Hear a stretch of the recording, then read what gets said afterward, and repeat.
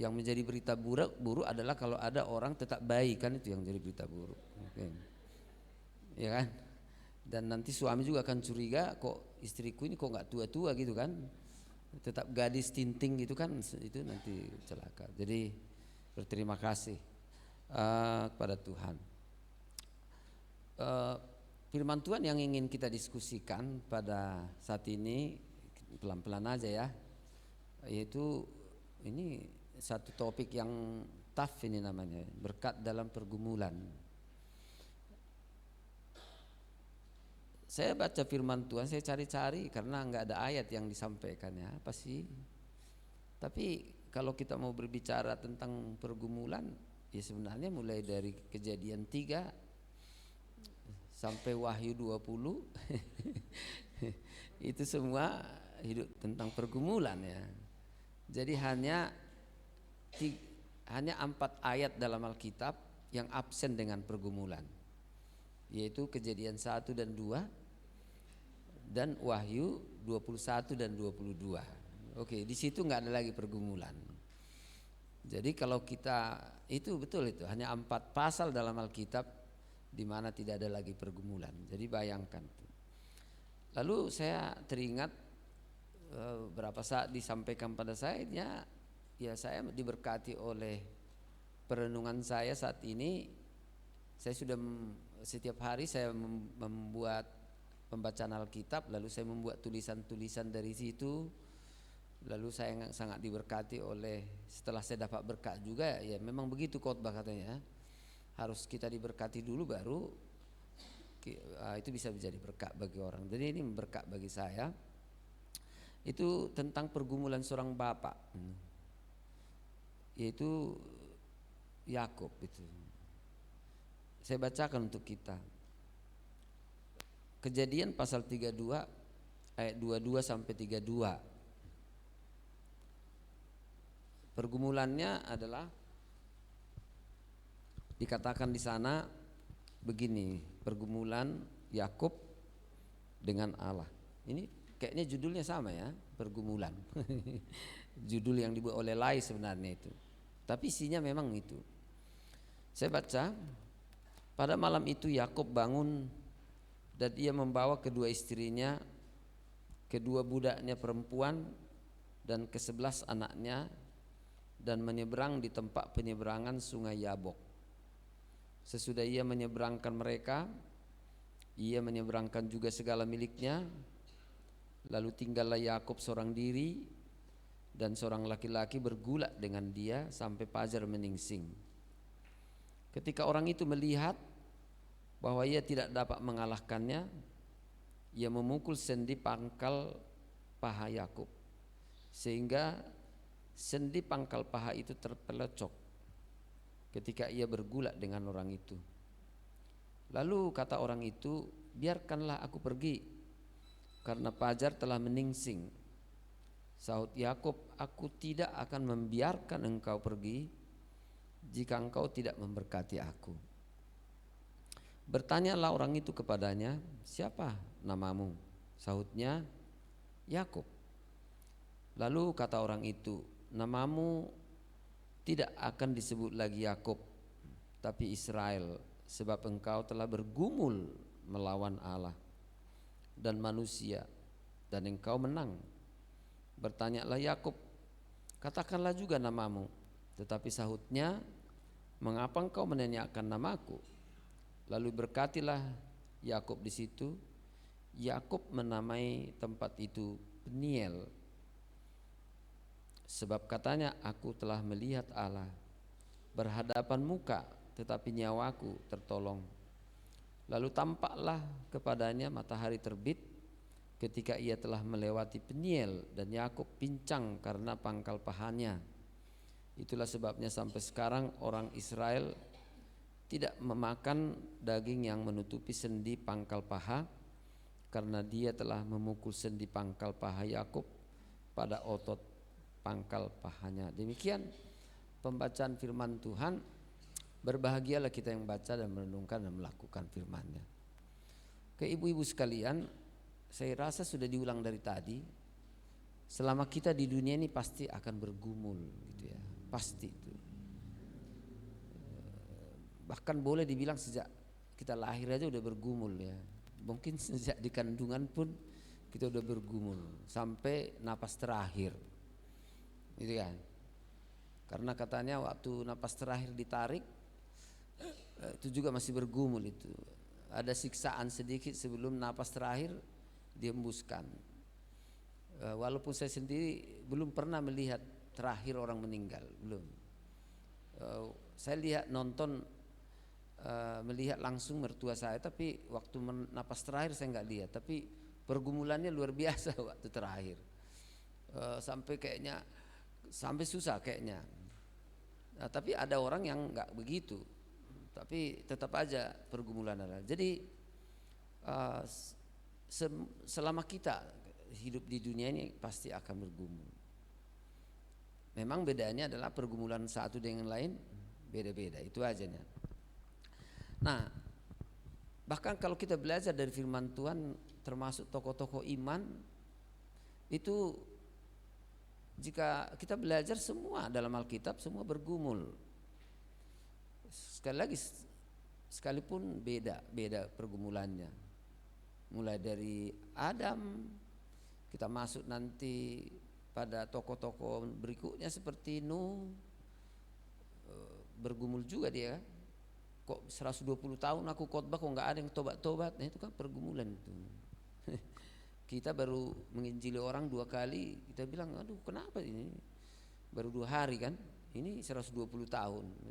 Lalu Abraham juga gitu bergumul, kau nanti akan jadi apa, menjadi bangsa yang besar, anak pun tak punya. Itu nunggu 20 tahun 25 belum juga kan, gitu kan, bergumul itu. Lalu kembali terus itu sampai terus, saya kira nggak usah saya jajarin, semua bergumul. Apalagi Ayub lagi kan, gulung kehilangan semua harta, bergumul, tinggalin istri, anak hilang, semua bergumul. Lalu sampai akhirnya siapa? Ya, Yesus pun datang ke dunia ini, walaupun dia Tuhan jadi manusia bergumul juga. Bahkan pergumulannya makin berat juga, karena apa? Sampai peluhnya katanya apa? Peluh seperti darah keluar, bergumul. Jadi bergumul itu bukan dosa. Bergumul itu adalah manusiawi, dan kalau hemat saya pasti, entah serohani apa, setinggi apa rohani kita, pasti bergumul.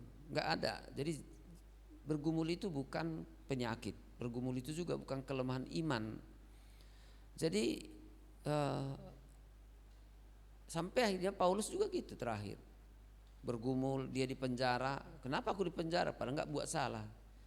Tapi akhirnya santai aja dia. Ya kalaupun aku mati, untung hidup Kristus, katanya kan gitu. Jadi dihadapi pergumulan itu dengan begitu apa? Ya kiranya kita juga akan seperti itu. Bagaimana menghadapi pergumulan itu? Nanti kita akan lihat. Nah, salah satu manusia yang penuh pergumulan adalah Yakub. Nah, itu yang kita baca tadi. Bahkan dikatakan sampai dalam pergumulannya ia bergulat dengan Allah. Nah, itu kan gimana? Ibu-ibu udah pernah bergulat sama Tuhan? Ini sampai bergulat, betul kan dibilang itu bergulat itu. Nah, mari kita lihat ibu-ibu, enggak usah panjang lebar. Mari kita belajar dari Yakub, salah satu ya. Contoh bagi kita bagaimana kita bisa sesuai dengan tema ini ada berkat melalui pergumulan. Tapi pertanyaan, apakah semua orang yang mengalami pergumulan dapat berkat? Enggak. Selalu ada 2 nanti gongnya. Pergumulan itu membuat hidupmu lebih menderita, atau pergumulan itu membuat dirimu lebih tenang. Mau pilih mana? Ibu-ibu. Kan bergumul kan nggak mungkin tidak bergumul kan gitu. Hanya persoalannya mana? Bergumul membuat dirimu lebih susah, atau bergumul membuat dirimu lebih baik? Ya, oke, mari. Oke. Jadi berarti kalau mau, yuk kita ikuti pengalaman Yakub. Nah, itu dia. Ikuti aja. Nah, apa itu yang kita ikuti? Pertama, Kalau kita belajar dari pembacaan tadi, pertama pergumulan mengajar kita bahwa sesungguhnya kita adalah lemah.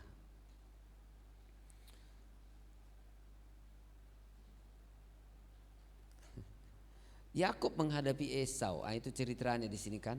Bapak Ibu sekalian, Ibu sekalian mungkin udah ngerti ceritanya. Memang dia takut sama Esau itu karena salahnya sendiri. Itu dia. Jadi memang ada orang yang bergumul karena salahnya sendiri. Ada itu. Jadi kita bergumul, ada juga saatnya kita bergumul kita nggak buat apa-apa, nggak salah apa-apa. Tapi Yakub memang bergumul karena salahnya sendiri. Nah, untuk dapat berkat dia rampas sendiri. Padahal di dalam awal lahirnya dia sudah ditentukan Tuhan sebagai apa? Sebagai anak yang terbesar, lebih kuat.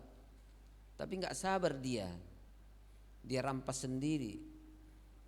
Dia nggak punya kasih sama abangnya. Dia paksa, Esau memaksa supaya memberi hak kesulungannya. Ya kan, menurut hemat saya etika kakak beradik jangan gitulah, kira-kira gitu. Pertanyaan, kalau misalnya Esau tidak jual atau tidak menjual hak kesulungannya, kira-kira Yakub tetap dapat enggak? Tetap dapat. Tapi dengan cara yang lain. Tidak harus dengan itu. Lalu setelah besar dia pun tipu bapaknya kan gitu. Atas provokasi ibu-ibu. Jadi hati-hati juga ibu-ibu. Jangan provokasi anakmu untuk dapat berkat. Akhirnya kan dia tahu karena bapaknya Ishak sudah mau mati. Lalu dia pesan pada Esau. Dia bilang, Esau carilah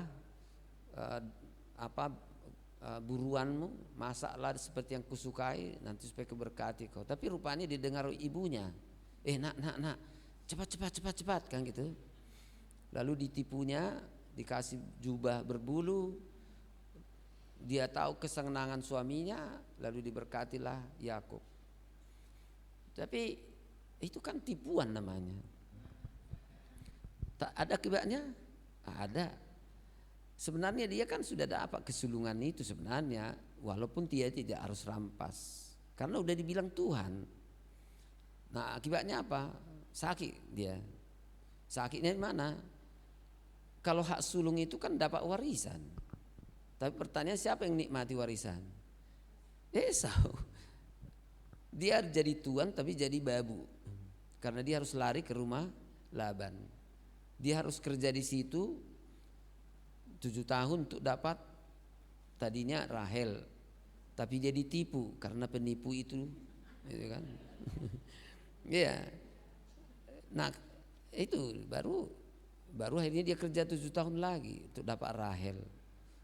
Lalu kemudian agak tipu-tipu juga Labannya untuk dapat binatang-binatang berbintik-bintik itu kan gitu. Akhirnya dicurigailah dia, akhirnya karena lainnya melaporkan kabarnya kepada bapaknya, kok laiku itu sekarang itu sudah banyak hartanya, lebih banyak dari bapak. Nah, didengar oleh Yakub, lari pun dia malam-malam, ketakutan itu, ya kan. Lalu akhirnya berjalan dia. Nah, dalam perjalanan takut dia sama, untunglah Laban mengejar lalu berdamai kan gitu. Kalau enggak tadinya pulang ke Laban maju kena ketemu Esau, mundur. Tapi syukurlah belakangnya udah diselesaikan. Tapi udah diselesaikan masalahnya, pergumulannya dengan Laban, akhirnya damai-damai lah kan gitu. Tapi ketemulah Esau. Nah, kalau kita baca cerita ini, akhirnya rupanya ceritanya kira-kira gini. Karena dia masih merasa, nanti gimana Esau, nanti aku yang sudah tipu-tipu dia, nanti membunuh aku. Dia suruhlah hambanya mendahului. Dia bilang begini, ketemulah dulu dengan Esau, bawalah binatang-binatang ini, bilang kepada dia ini persembahan dari adikmu, baik-baik aja dia. Tapi suruhannya itu pulang. Esau sudah kami ketemu dan dia sekarang sudah dekat dan dia bersama dengan 400 orang. Aduh, matilah. gitu. 400 orang bersama dengan Esau, berarti ini pasukan besar, ya kan? Kayaknya dia curiga langsung, ini pasti Esau mau membunuh aku. 400 orang. Nah itulah, di tengah-tengah keringat dingin itulah, akhirnya dia tidak lagi, tadinya dia merasa kuat loh, dia mampu gitu loh. Saya bisa mendapatkan ini, saya bisa mendapat hak ini, saya bisa mendapat istri, saya dapat harta sendiri. Lalu mungkin dia merasa kuat selama ini, merasa hebat. Tapi waktu ketemu dengan Esau, disitulah dia betul-betul terpuruk dan merasa dia mengatakan mampu lagi aku gitu. Nah berarti lagi-lagi, nah sekarang kalau kita lihat,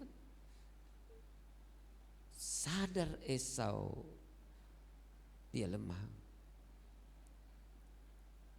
Ibu-ibu pernah pengalaman dengan anakmu yang merasa hebat, ya? Lalu mau bantu kan PR-nya, udah aku bisa, betul? Aku sendiri aja. Putrinya mau masak, jangan ganggu mak, gitu kan?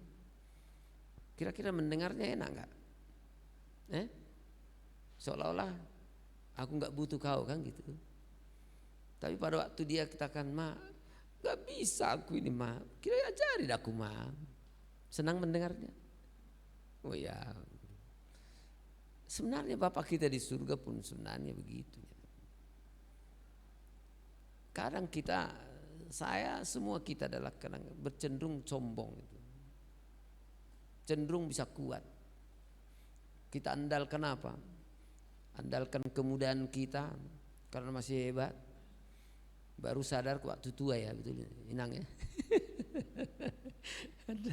Mau bangkit pun udah susah.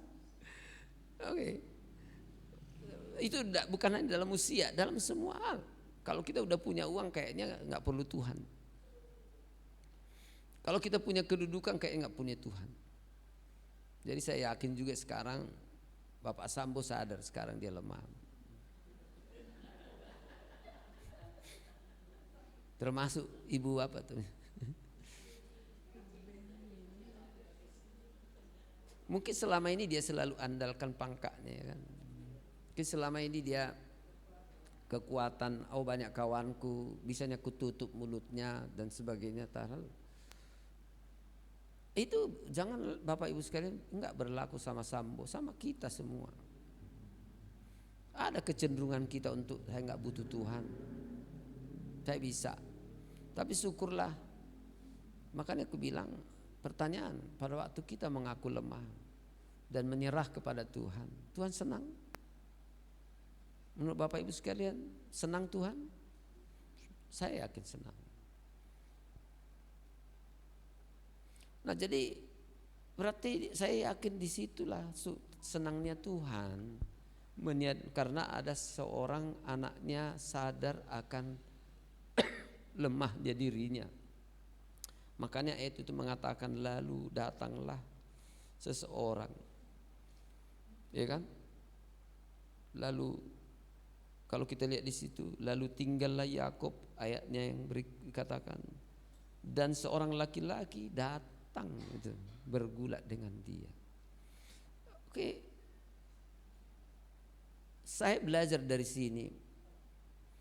Seringkali pada waktu kita begitu lemah, disitulah kita menyadari lemah, disitulah Tuhan datang.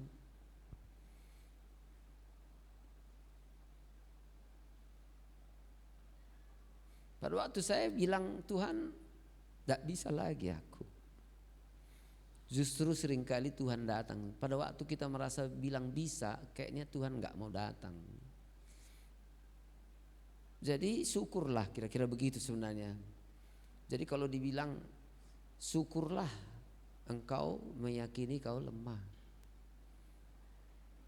syukurlah kau mengakuinya kau lemah, karena di saat engkau lemahlah engkau menjadi kuat.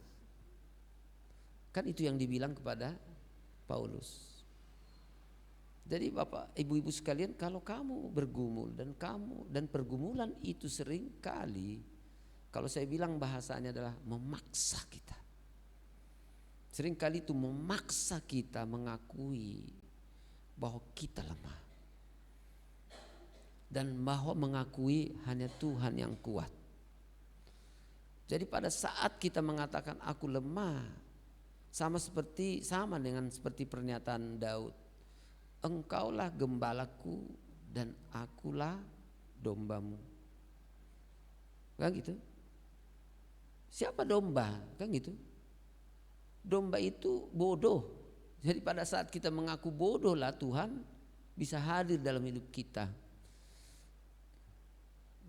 Di hadapan Tuhan bodoh kita atau pintar? Bodoh. Kita bodoh. Justru di saat saya bodoh itulah, makanya Daud berkata, Tuhan adalah gembalaku, tak akan kekurangan aku. Jadi singkatnya Bapak Ibu-ibu sekalian, dengan pergumulan yang kita hadapi, mengajar kita menyadari bahwa kita lemah di hadapan Tuhan. Lemah di hadapan Tuhan tidak sama dengan kita menjadi rendah diri, tidak begitu, bukan. Tapi Tuhan yang mampu, saya tidak mampu. Tuhan kuat, saya lemah. Saya terbatas tapi Tuhan tidak terbatas. Pengakuan itulah sebabnya, seruan-seruan itulah yang akhirnya datang dari mulut Daud. Kalau kita belajar nanti Mazmur, engkaulah batu karangku, engkaulah kota bentengku, betul? Engkaulah perlindunganku, engkaulah kekuatanku. Dan itu seruan-seruan itu adalah karena pengakuan saya hanya bisa aman karenamu, saya bisa dapat kebutuhan karenamu, dan saya sangat terbatas. Lalu yang kedua adalah pergumulan membawa kita pada pengalaman akan kehadiran Tuhan sebagai kekuatan. Pergumulan adalah titik, itu Bapak Ibu sekalian.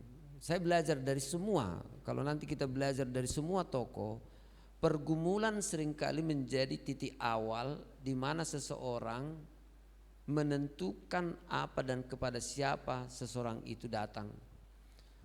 Disinilah penentuan apakah manusia itu menemukan Tuhan atau semakin menjauh dari Tuhan. Di sini pergumulannya. Jadi pergumulan itu seolah-olah begini, pergumulan itu kalau kita belajar dari sini nanti, apakah saya menemukan Tuhan atau saya menjadi lebih jauh dari Tuhan. Saya selalu mengutip pengalaman artis lah, boleh saya bilang, atau orang-orang kaya bisa juga, beberapa nama ya. Mungkin salah satu contoh misalnya pergumulan Michael Jackson misal contoh. Ada pergumulannya pada akhir-akhir hidupnya. Iya. Elvis Presley waktu zaman kita dulu mendengar orang hebat, ada pergumulannya. Tetapi persoalannya pergumulan yang dialami itu orang-orang besar seperti itu menentukan apakah dia datang sama Tuhan atau dia tidak datang sama Tuhan. Saya sangat terkejut, terhenyak waktu seorang yang cantik yang kita kenal dulu, siapa itu yang keriting, masih ingat? Dulu artis Amerika itu Marilyn. Oke. Kita kayaknya masih usia yang masih menikmati wajahnya Marilyn Monroe. Ada pergumulannya? Yes.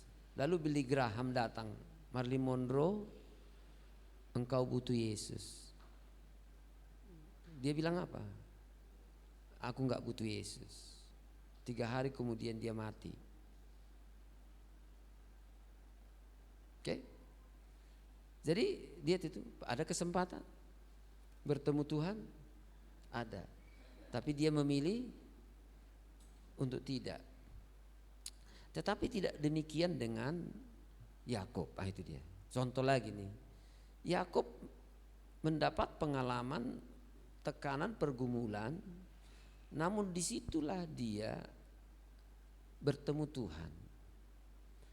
Lalu katanya di dalam cerita tadi kita sudah tahu akhirnya dia dia bergulat dengan Tuhan. Bahkan dia bilang apa? Aku tidak akan melepaskan engkau sebelum engkau memberkati aku, gitu kan? Karena saking kuatnya itu.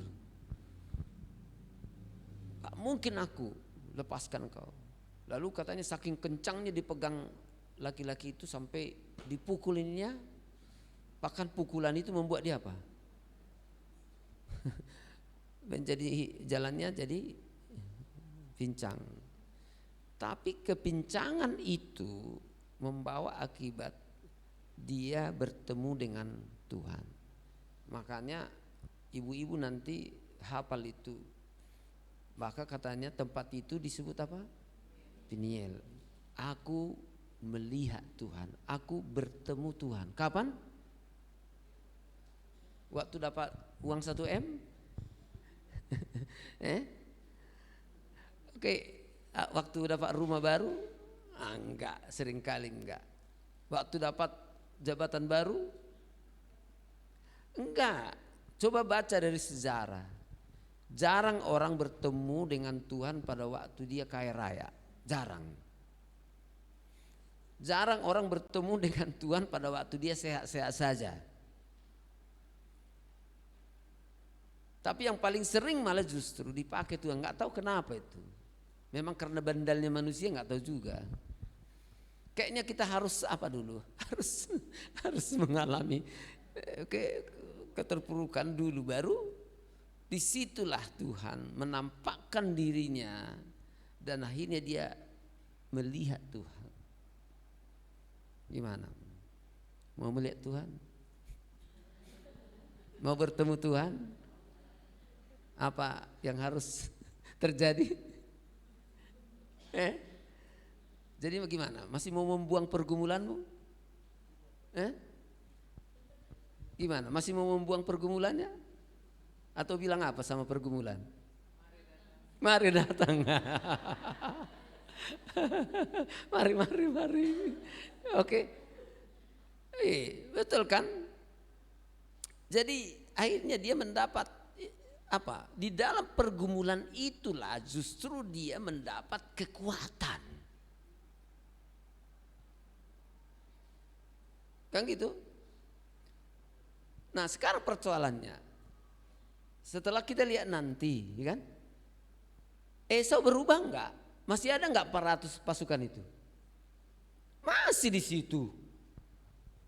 Yang ditakuti masih di situ. Tapi setelah ini dia memiliki kekuatan baru.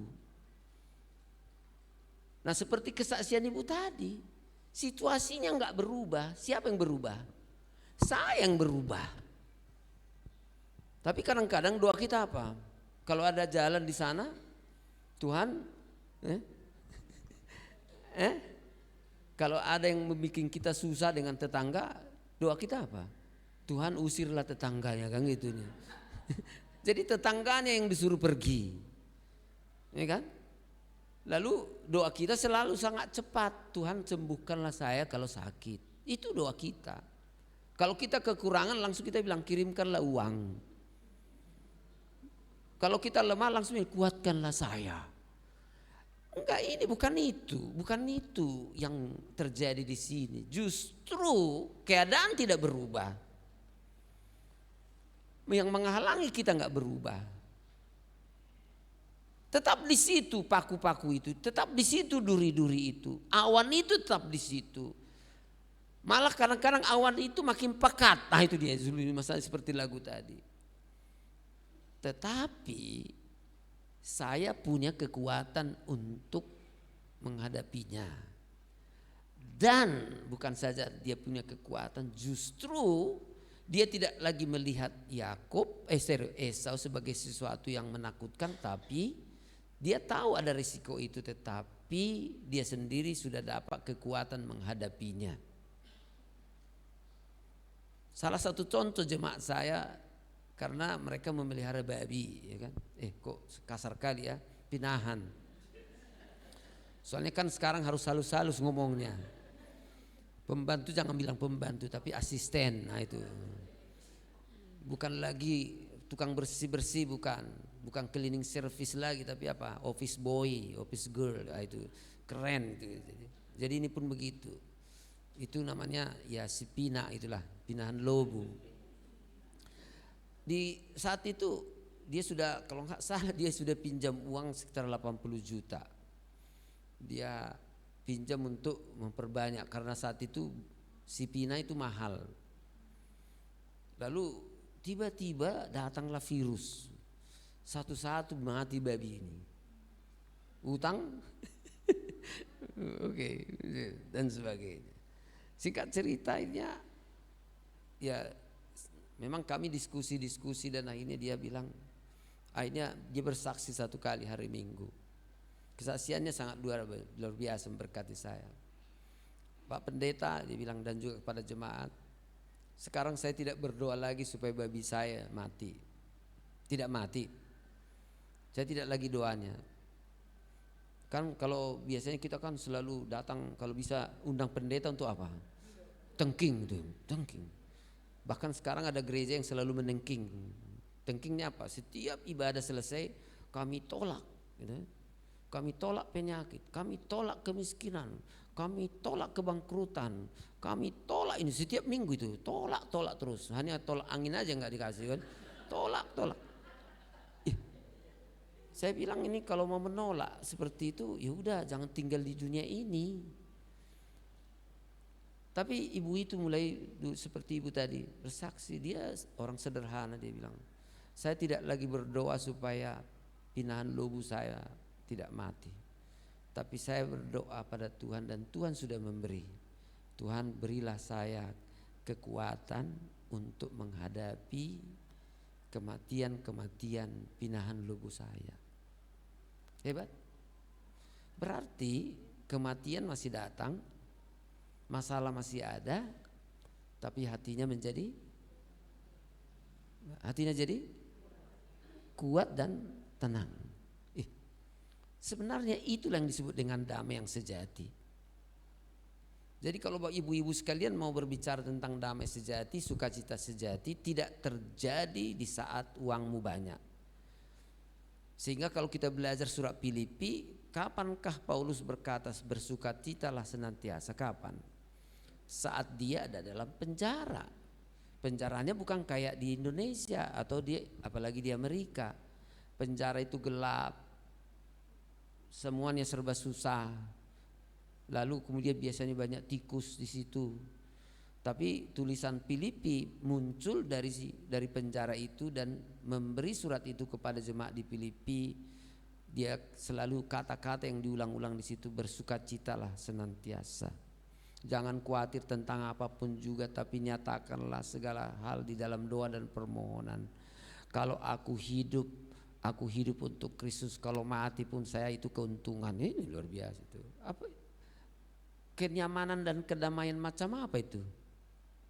Kedamaian di dunia ini apa? Maunya teranglah, nggak ada hujan, cuaca selalu 30, kalau bisa paling tinggi 30, kalau bisa maunya 28, 27 derajat Celcius. Tapi jangan terlalu dingin Tuhan, jangan di bawah 20 derajat, ya kan? Karena apa? Kalau sudah di bawah 20 dingin kali. Tapi kalau lewat 34 panas sekali. Itu doa kita, tetapi masih bisa enggak kita kuat dan bersukacita pada saat di bawah 20 dan di atas? Aduh panas, ya memang aduh. Ini ya biasanya juga gitu, saya kalau sudah khotbah sampai sudah kalau diperas kaosnya sudah oke, biasa. Nah, jadi yang pergumulan membawa kita pada pengalaman akan kehadiran Tuhan sebagai kekuatan dan membawa damai. Ibu-ibu kalau ibu-ibu damai hanya karena punya uang, ya syukurlah, tapi itu bukan damai yang sejati. Kalau ibu-ibu hanya mau damai pada waktu suami lancar seluruh setorannya, ya terima kasih papi atau apalah itu, lancar terus, ya semua wanita manapun senang itu. Bahkan perempuan komunis pun akan senang, ya kan? Tapi kan yang paling sulit ini, tapi di sini nggak ada itu. Tapi tempat saya ini itu, udah gajinya sedikit dipotong pula, dan sampai di rumah itu ada yang ngeluh itu. Penghasilan suami saya paling 100.000 sehari, tapi sampai di rumahnya 40.000. Kenapa? Karena dia singgah dulu di mana? Di Lapo Tua, makan tambul lagi, ya kan? Rokoknya 25.000 lagi kan, jadi hanya 40.000 sampai di rumah. Itu pun suaminya ikut makan. Lalu besoknya, mah bensin. Nah, menghadapi suami itu kayak gitu gimana? Masih damai enggak itu? Gimana? Atau sudah tiba pada perang saudara? Gimana tuh? Memang saya gampang, saya tahu saya gampang ngomongnya, tapi tidak ada jalan lain. Tidak ada istilah lain, terminologi lain yang dapat kita sebut saya bersuka cita. Sampai tiba kita pada saat itu. Itu yang dialami oleh Yakub. Saya siap sekarang. Sebesar apa bom musuh, 400, Esau masih marah, siap. Seolah-olah bilang begini, kalau saya memang mati ya sudah. Kenapa rupanya?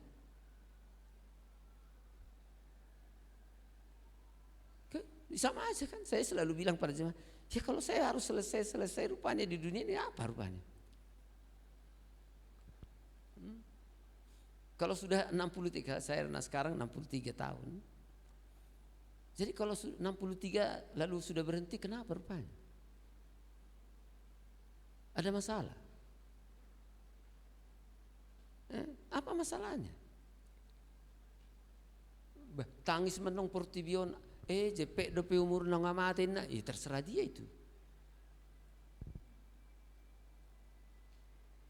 Jadi siap aja kan nggak masalah.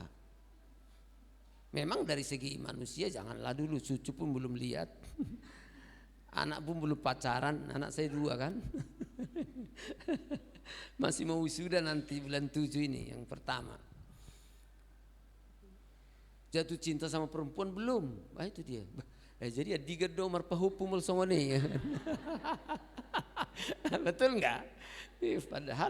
Padahal Jack Ma bilang gini, ini Jack Ma. Katanya kalau kamu umur 20 sampai 30, kamu pilihlah atau bekerjalah dengan seorang bos yang baik. Itu belajar dari bosmu. Jangan langsung jadi manajer dulu. Pokoknya belajar dulu dengan seorang manajer yang kamu anggap baik. Belajar dirinya. Jadi artinya 20 sampai 30 proses belajar. Lalu umur 30 tahun sampai 40 katanya coba melakukan sesuatu dengan jalanmu sendiri. Oke? Jangan ikut harus seperti bos, bukan. Baru 40 sampai 50 lakukanlah satu pekerjaan yang memang kamu suka melakukannya. Ini bagus juga ya. Baru setelah itu 50 sampai 60 itu. Cobalah kamu mempersiapkan anak-anak muda untuk menjadi penerusmu ke depan. Siapa itu? Bisa anakmu, bisa juga tetanggamu atau siapalah, mungkin keluarga. Tapi kalau sudah 60 sampai berikutnya, Jack Ma bilang bermain-mainlah dengan cucu. Lalu sewaktu saya baca nih, Tuhan, anak saya belum pacaran pun. Jadi kapan saya main dengan cucu? Mungkin nggak tahu kapan. Oke, jadi lagi-lagi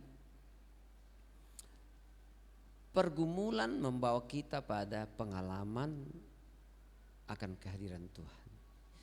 Itulah penielmu. Mau punya peniel sendiri? Mau punya peniel? Oke. Bilang apa? Selamat datang pergumulan. Karena sudah tiba rumah di mana saya akan bertemu dengan Tuhan. Saya yakin, coba dulu selidiki hidupmu. Kapankah ibu-ibu menemukan waktu yang waktu yang terindah, yang terbaik dalam hidup kita adalah pada saat pergumulan itu. Percayalah, lebih manis daripada dapat 1 M. Apalagi hanya M-nya mau liate, itu kan. Oke, ibu-ibu. Jadi itu. Aku telah melihat Tuhan. Inilah yang persis dialami oleh Ayub. Dia bilang sebelum pergumulan itu dia bilang apa? Dahulu aku hanya mendengar tentang Engkau. Betul? Tapi sekarang setelah pergumulanku yang begitu luar biasa, kan udah tahu pergumulannya kan? Disitulah aku melihat Tuhan. Jadi kalau nggak mau bergumul, nampaknya menurut saya kalau baca Alkitab nampaknya nggak ketemu Tuhan. Coba baca pengalaman Daud, di mana dia menulis semua Mazmur itu. Kita baca dulu semua Mazmur 100 itu mungkin tidak ditulis semua, tapi Mazmur 100 sampai 150 itu ada sorak-sorai, ada di situ dia hatinya begitu tinggi, bertemu katanya lebih baik 1 hari bersama dengan sama dengan Tuhan daripada 1000 tahun di tempat lain. Itu semua berasal dari mana? Semua tulisan-tulisan Mazmur itu yang kita baca tadi itu dari pergumulan. Waktu dikejar oleh Saul, pada waktu dikudeta oleh anaknya, pada waktu dia ditinggalkan oleh orang-orang yang tadinya loyal dengan dia, disitulah Mazmur-Mazmur itu lahir, nyanyian-nyanyian itu. Akhirnya ibu-ibu sekalian, coba periksa semua lagu-lagu. Berapa ribu lagu yang kita nyanyikan, kira-kira itu dari mana lagu itu? Itu betul, dari pergumulan. Betul. Coba lihat itu, apakah itu John Wesley, Fanny Crosby, ya kan? Dan yang satu lagi itu kan, justru dia nyanyikan lagu itu. Ibu masih ingat? Udah pernah aku kasih tahu, tapi mungkin lupa. Yesus ada sobat kita. Senang lagunya itu? Wah, itu bahkan sampai sekarang mau menghibur orang pun itu yang dinyanyikan. Tapi itu kan pengalaman kok bisa tiba-tiba lupa? Pengalaman siapa?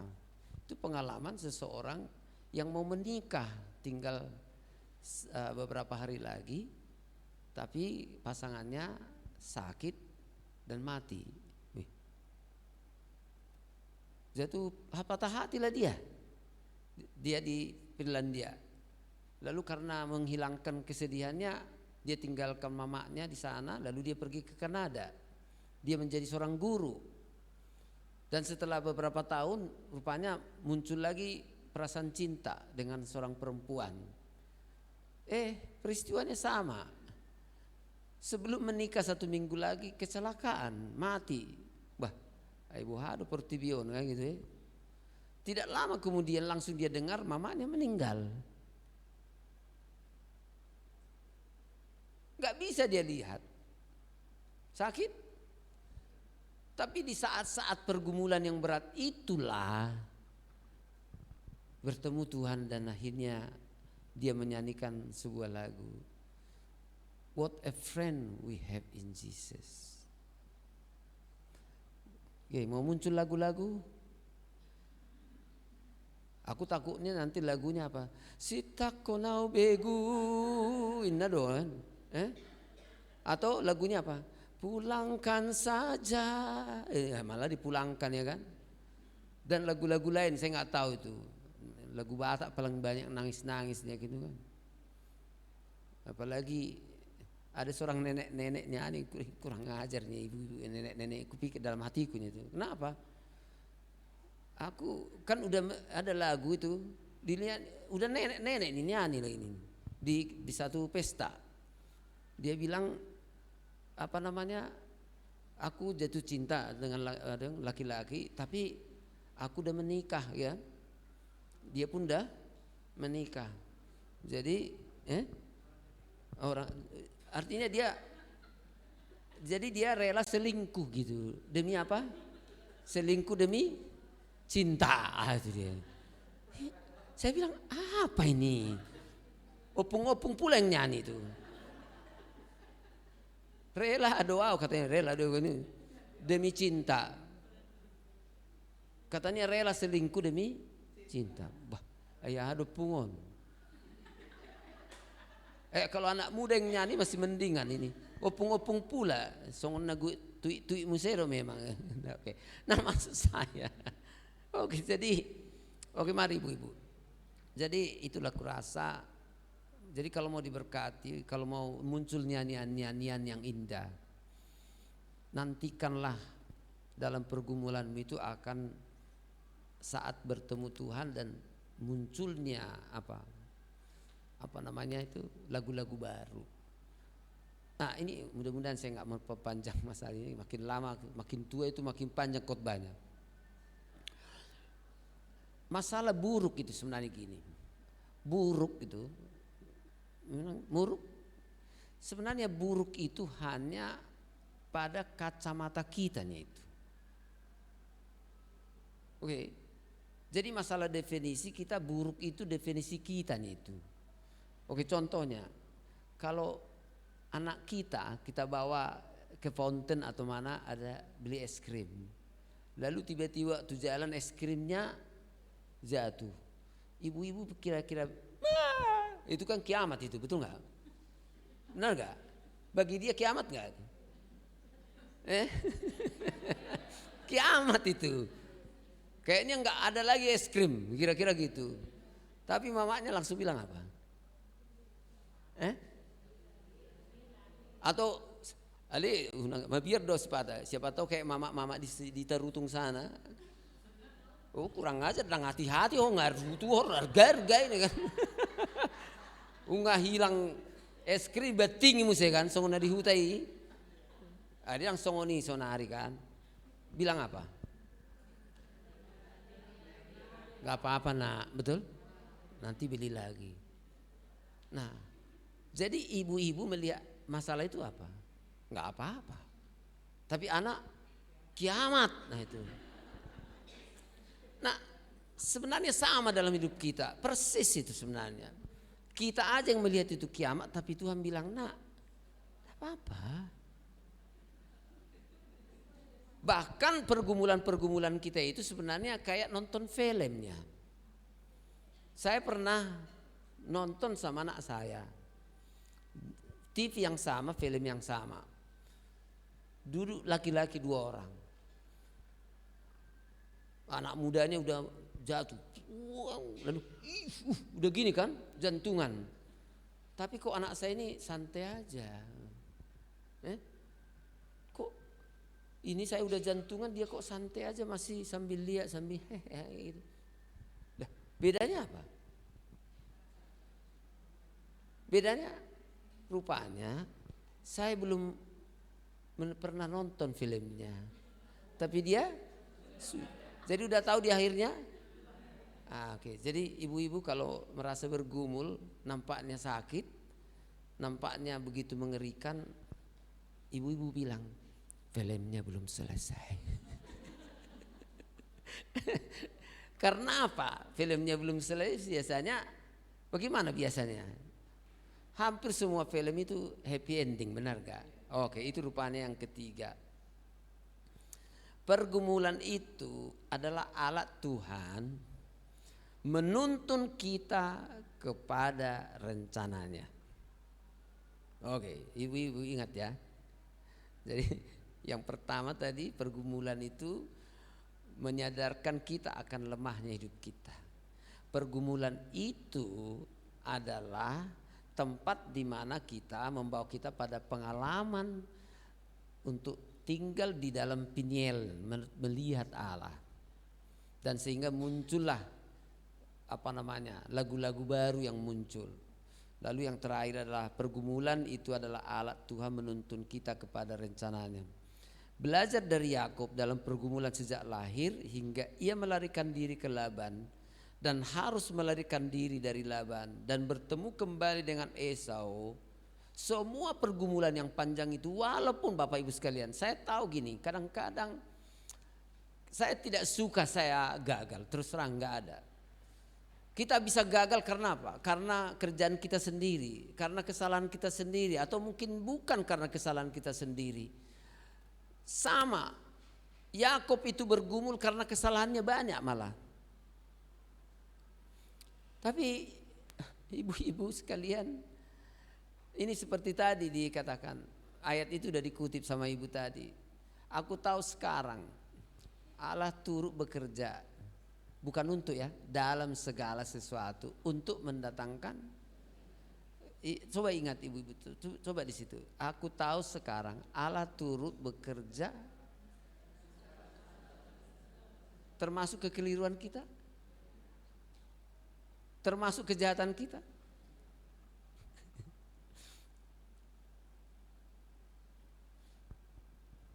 Ibu-ibu, beberapa saat lalu saya terharu sekali.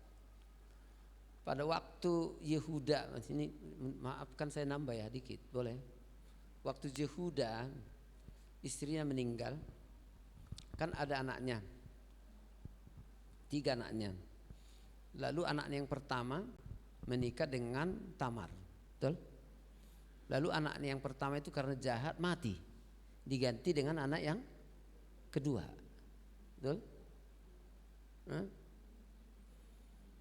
Lalu anak kedua mati. Bah, anakku yang bungsu ini nanti gimana nih? Karena masih kecil memang. Akhirnya Yehuda bilang apa? Parumain mulak majoho tujuh punya mangmu.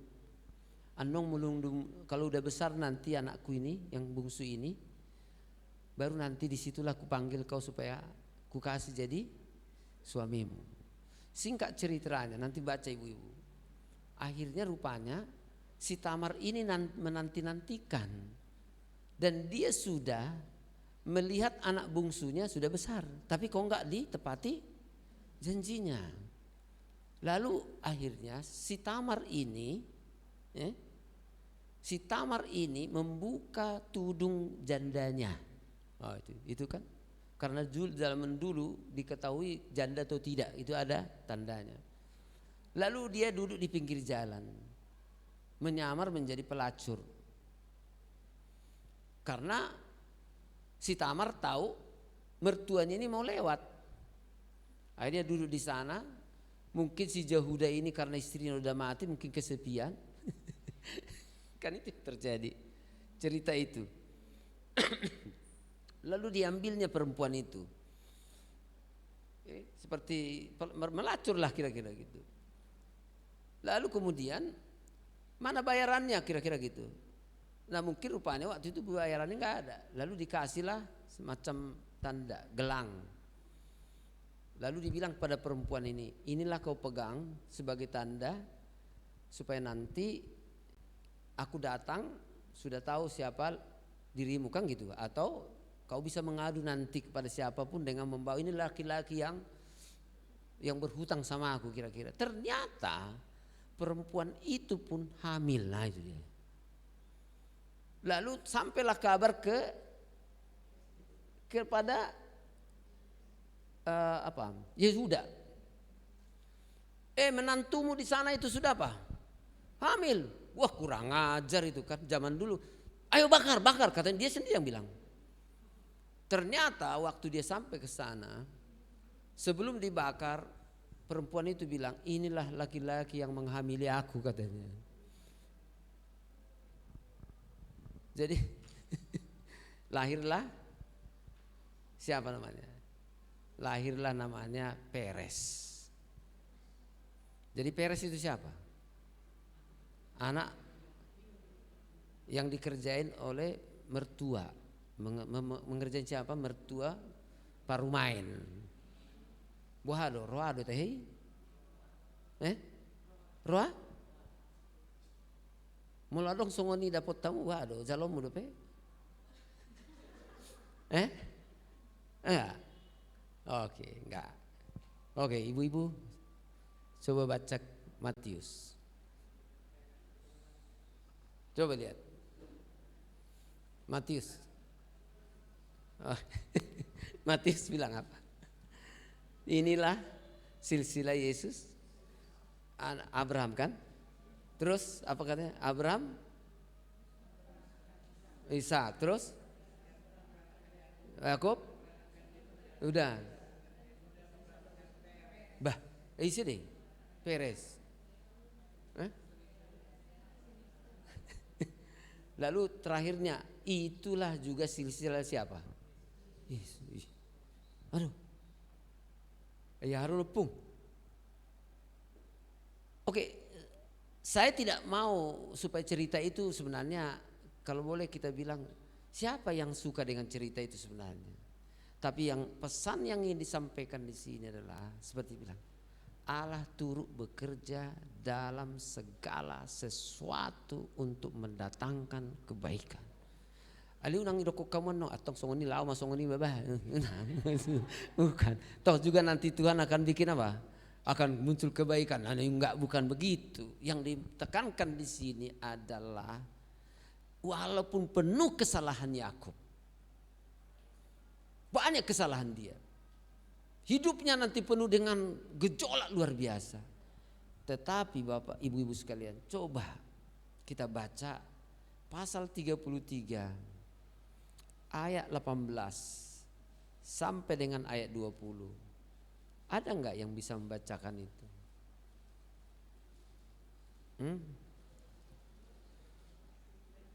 Pasal 33 ayat 18.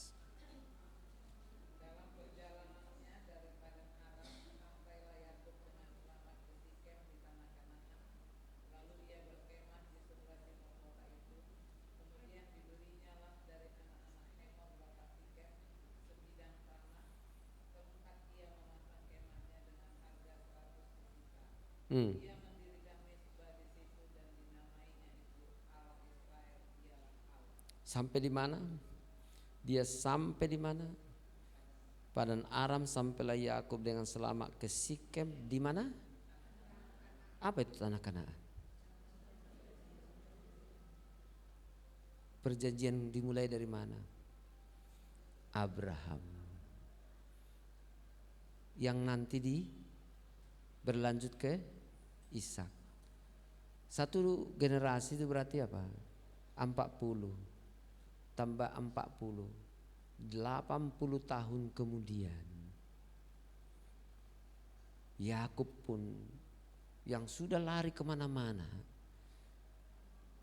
tapi Tuhan membimbing dia sampai kepada rencana yang sudah Tuhan buat bagi hidupnya. Ibu-ibu sekalian, apa pergumulan? Saya yakin pergumulan demi pergumulan yang kita alami adalah satu proses yang akhirnya Tuhan membawamu kepada tujuan yang dikehendakinya. Tapi dengan catatan tadi, Yakub tetap beriman. Di dalam kesalahannya dia balik pada Tuhan. Di dalam pergumulannya kembali dia kepada Tuhan. Di dalam perjalanannya dia tetap percaya kepada Tuhan, pada janji-janji yang disampaikan oleh Abraham. Tuhan sendirilah yang membawa dia kepada rencananya itu. Mau sampai pada tujuannya? Ibu-ibu, mau sampai pada tujuan Allah dalam hidupmu? Amin kan? Berarti harus apa? Pergumulan. Oke, selamat datang pergumulan. Dan saya mau cerita hidup saya tapi panjang nanti. Kalau saya pun sampai ke Medan ini sebenarnya adalah karena pergumulan. Dulu saya tidak pikir saya nggak balik lagi. Kamu umur 11 tahun saya ke Jawa. Dulu saya berpikir mungkin saya akan mati di Jawa lah kira-kira. Tapi nggak begitu, Tuhan bilang, enggak lah. Kamu harus mengalami pergumulan sampai tahun 2000 sampai ke Medan. Selama sudah 23 tahun. Saya bersyukur pada Tuhan, sudah ada 3 gereja yang saya dirikan melalui Tuhan. Sudah ada 3 sekolah yang berdiri. Karena apa? Pergumulan. Ada berkat dari pergumulan? Mau menerimanya? Oke, gitu.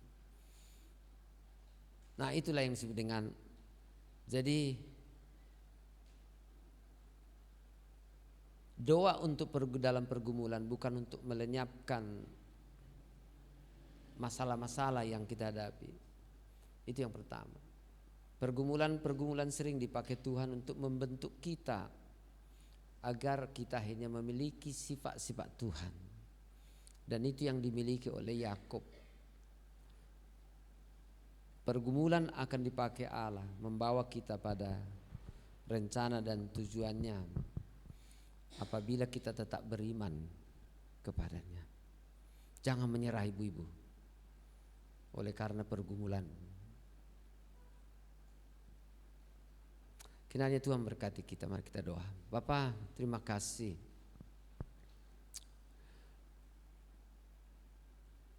Badan kami enggak suka, mungkin pikiran dan perasaan kami pasti tidak menghendaki pergumulan yang datang dalam hidup kami. Apakah itu masalah ekonomi, masalah rumah tangga, masalah pekerjaan, bahkan pergumulan dalam keluarga, apapun itu.